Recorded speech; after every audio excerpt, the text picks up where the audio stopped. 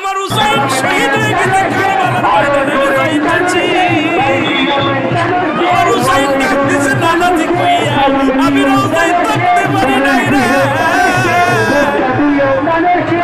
আমি হুসাইনের দেখার জন্য নবীজি রওজা থেকে উঠে গেছি। আর আমরা সব এমনি আব্বাস বলে আমি স্বপ্নের মধ্যে দেখছিলাম।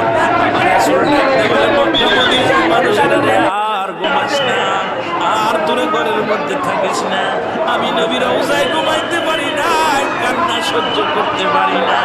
ওদিন আমিও ফাতেমার নবীও না আমি সহ্য করতে পারি না। আমার হুসাইন যখন ডাক দিয়েছিল নানাজি ইয়া মুহাম্মদ,